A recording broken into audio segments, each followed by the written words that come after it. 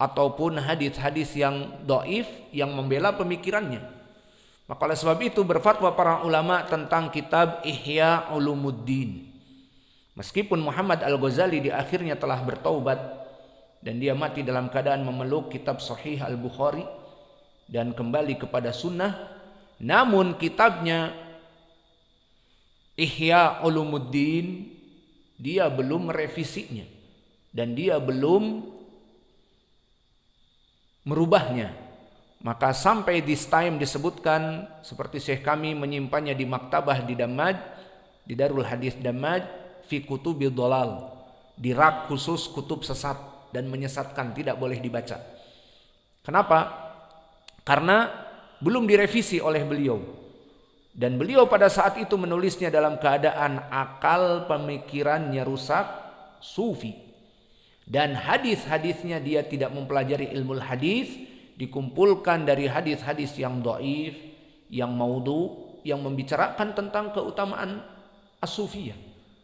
Maka kitab ini dijadikan kitab yang contohnya tadi Hatibul Lail, ditulis oleh Imam Al-Ghazali dalam keadaan pemikirannya sufi dan dalam keadaan tidak mengetahui ilmu hadis. Maka dia masukkan ke dalam kitab itu apa saja yang mendukung pemikirannya dari pemikiran sufiyah, dari hadis-hadis yang berhubungan dengan as-sufiyah. Ini dia contoh kitab Hatibul Lail. Maka kembali kepada permasalahan. Di dalam asar ini ada hadis dari Ibni Abbas dan penulis meninggalkannya. Kenapa? Karena sanadnya dhaif. Maka kalau dibiarkan akan penuh kitab, namun penuh dengan hadis-hadis yang dhaif, menjadi buruk kepada kitabnya. Maka ini yang disebabkan kenapa penulis meninggalkan asar Ibni Abbas, padahal Ibnu Abbas lebih baik daripada Mujahid. Maka diriwayatkan oleh Imam At-Tabari dari jalan Muhammad ibnu Abi Layla anil Hakam an Miksam an Ibni Abbas, wa man yu'addim sya'airallah fa innaha min taqwal qulub, qala istiqdamuha wastihsanuha wastismanuha, sama seperti ucapan Mujahid. Namun sanad kepada Ibnu Abbas di sini dari jalan Ibnu Abi Layla. Siapa Ibnu Abi Layla? Muhammad Ibnu Abdurrahman Ibnu Abi Layla. Maka Muhammad Ibnu Abdurrahman Ibnu Abi Layla sayyi'ul hifdz, hafalannya rusak. Maka hadis ini dhaif dari Ibni Abbas, sehingga penulis tidak memasukkan kepada kitabnya karena bukan Hatibul Lail. Kalau dia Hatibul Lail dia masukkan semua dari Ibnu Abbas, ada mungkin dari Nabi marfu, masukkan, ternyata sanadnya dhaif atau maudhu dan seterusnya.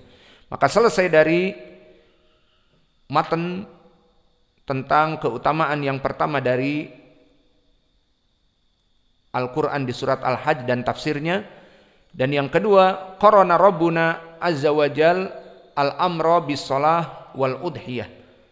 Pendalilannya seperti di dalam surat Al-Kautsar, fasalli li rabbika wanhar.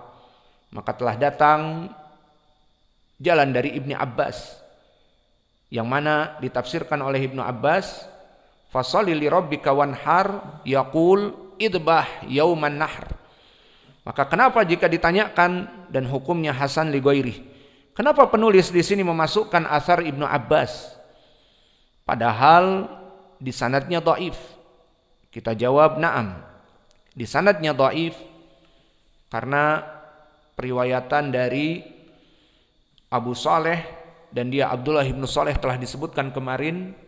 Kenapa?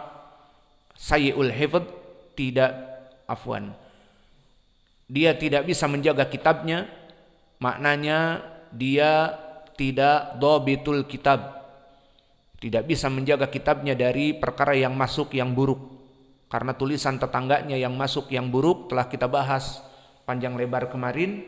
Ini sebab dhaifnya yang pertama.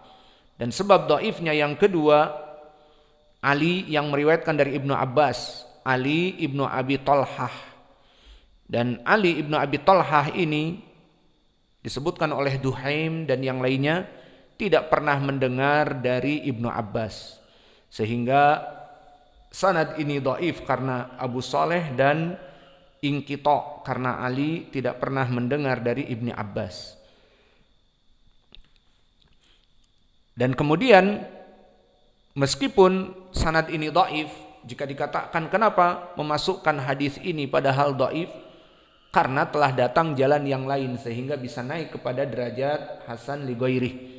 Maka datang dari jalan silsilah al-Aufiyin diriwayatkan oleh Imam At-Tabari, haddatsani Muhammad bin Sa'ad haddatsani abi haddatsani ammi haddatsani abi an abihi an Ibni Abbas.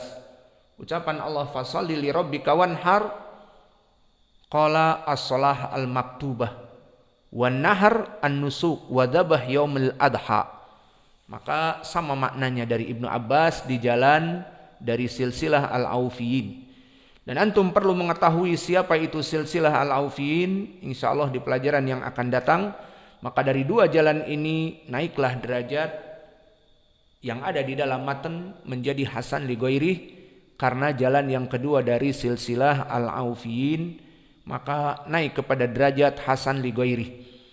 Kemudian dari pendalilan juga datang dari ayat yang lain, qul inna salati wa nusuki wa mahyaya wa mamati lillahi rabbil alamin. Maka katakanlah bahwa sesungguhnya salatku dan sembelihanku. Lalu mana wajah pendalilan di sini sama? Dijadikan waw ataf antara solati dengan nusuki, solatku dan juga sembelihanku. Hei, tidak nulis kau. Kenapa tidak nulis? Daripada duduk melongo, mulutnya terbuka, ada lalat ataupun nyamuk hap lalu ditangkap, menulis. Maka di sini sanadnya kepada Mujahid, inna salati wa nusuki qala an-nusuk adabaih fil hajj wal umrah. Maka diriwayatkan oleh Adam ibnu Abi Iyas, hadatsana Waraqa an ibni Abi Najih an Mujahid. Ucapan Allah wa nusuki, makna nusuk adalah dzabihati fil hajj wal umrah. Maka di sini kita mengetahui bahwa salati dan nusuki, makna nusuki adalah sembelihan di haji dan umrah. Maka ini menjadi pendalilan bagi kita bahwa salat dengan sembelihan dijadikan sembelihan waw ataf kepada salah, menunjukkan dia itu adalah suatu keutamaan.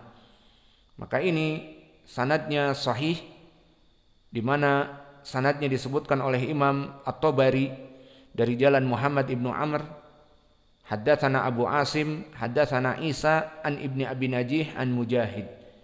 Dan diriwayatkan yang di dalam matan disebutkan dari Adam ibnu Abi Iyas, dari Waraqa, dari ibnu Abi Najih, dari Mujahid.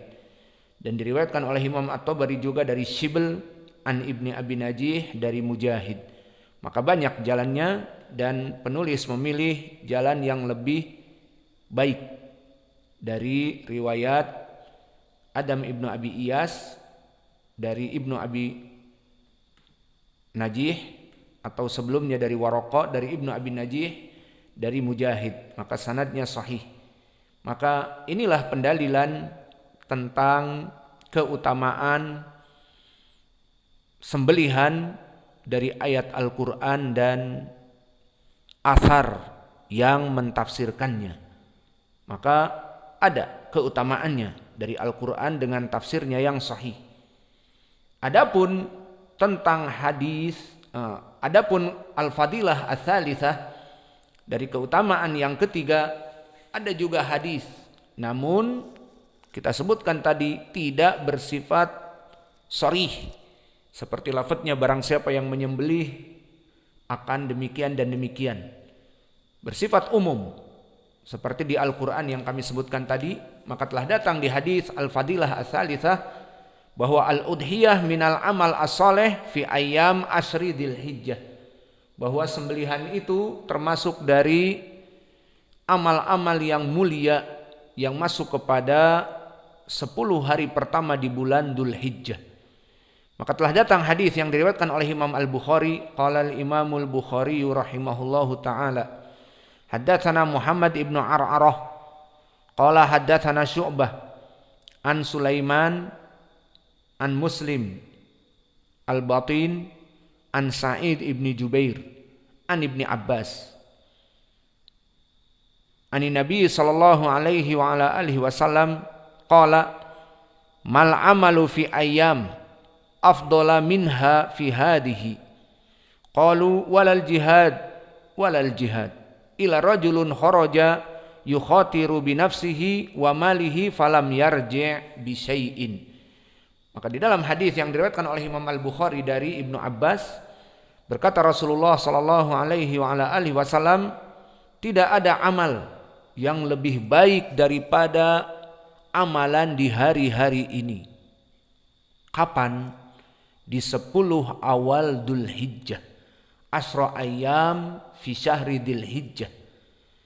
Meskipun jihad ya Rasulullah, meskipun jihad, kecuali penafian Nabi meskipun jihad kemudian dikecualikan, kecuali jihad maknanya ada dari beberapa jihad dia pergi dan kembali ke rumahnya dalam keadaan membawa ghanimah, membawa kemenangan, dan di sana ada jihad yang mana dia yukhatiru nafsahu, keluar membawa senjatanya kemudian tidak pulang. Kharaja yukhatiru bi nafsihi wa malihi falam yarji' bi syai', ini pahalanya lebih besar dan mendapatkan mati syahid. Di sini baru pahalanya bisa sama.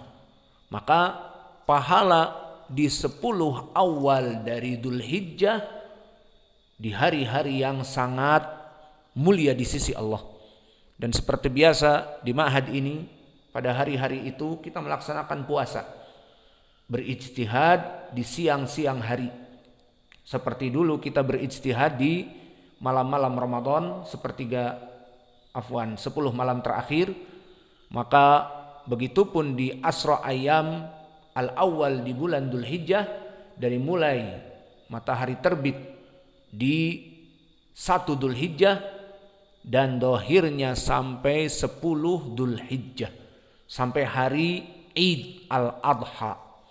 Maka poin pendalilannya di sini, kapan menyembelih Idul Adha? Ada 2 waktu.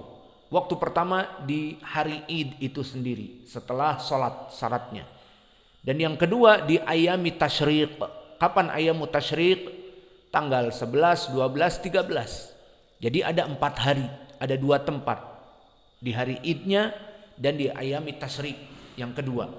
Maka yang menjadi masuk asral ayyam di bulan Dzulhijjah adalah di hari Idnya. Maka di hari Id masuk kepada asra ayyam min Dzulhijjah. Maka hari itu hari Yaumin Nahar, dari termasuk 10 pertama di bulan Dzulhijjah.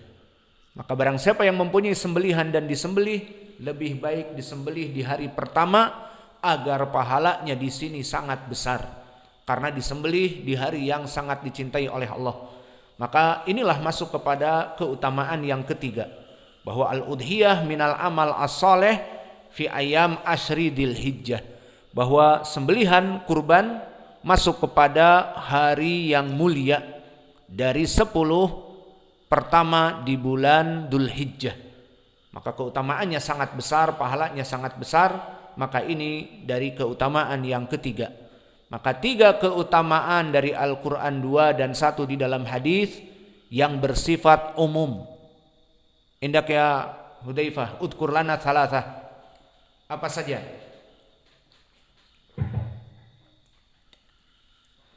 Yang pertama, yang kedua, yang ketiga. Al-awwal min asbab at-taqwa. Baik. Kama qala ta'ala, dzalika wa man yu'azzim sya'air Allah fa innahu min taqwal qulub. Tsani qarana Allahu as-salah wal udhiyah. Kama qala ta'ala, Isma anta taqul fa innahu sah ana sami'tu. Fa innahu min taqwal qulub. fa innaha min taqwal qulub. Fa innaha. Baik. Wa qala ta'ala, fasalli li rabbika wanhar. Yang kedua apa? Qarana الله الصلاة الواجبة بالأضحية. Yani qaranal udhiyah ila as-salah hakada. Laisa salah ila al-qurban. Wasalith مثله كما قال تعالى قل إن صلاتي ونسكي. هذا ليس ثالث، هذا سواء، هذا دليل آخر نقول. أمر ثالث فضيلة ثالثة قارن الله الجهاد والأضحية. Dari mana itu kau? Al-fadilah ats-tsalitsah mada? Husul ala ajrin kabir. Husul ala ajrin kabir wa fadail katsirah, karena masuk kepada 10 awal dari bulan Dzulhijjah yang disebutkan di dalam hadis bahwa tidak ada amalan yang lebih dicintai oleh Allah daripada amalan di bulan Dzulhijjah al-awwal. Maka di sini kita sempurnakan pembahasan kita. Riwayat lafaz Al-Bukhari memang seperti itu, kurang begitu jelas.